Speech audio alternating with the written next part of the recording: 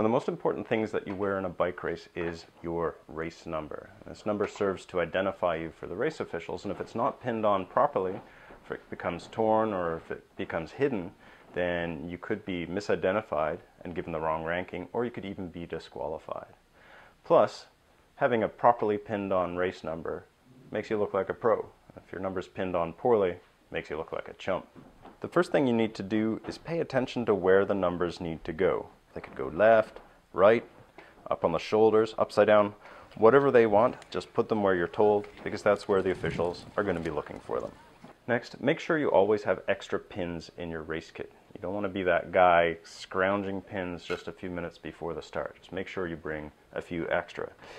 Now, the next thing you'll notice is that your numbers will probably be like these ones, which are kind of a plasticized paper. And these are the cheapest ones for organizers to order, so it's typically what you're going to have to pin on.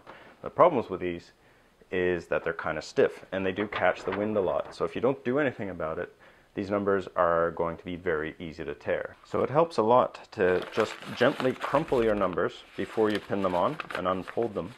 That'll make them a lot more supple and a lot less likely to catch the wind, so they'll be less likely to tear. And they're also not going to make that awful noise anymore. Now you'll notice numbers come with these holes in all four corners. Nobody really knows why they're there. They're next to useless. If you actually pin the numbers on using these holes, they're almost guaranteed to tear. So you want to line the number up with where you want it to go on the jersey, and you start with one corner. Now you want to lay the number flat and push the pin through so it goes through the number and the jersey, and then from the other side back through the jersey and the number, and close the pin, and it sits nice and flat, and you've got 2 points of contact with each pin, and that means that the number has a lot less likelihood of tearing.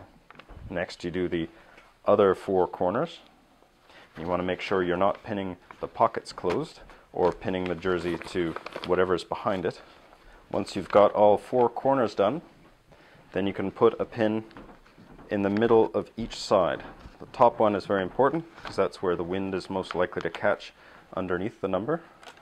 The bottom edge isn't quite as important, but it's nice to have that pin there as extra security in case one of the corners does get torn.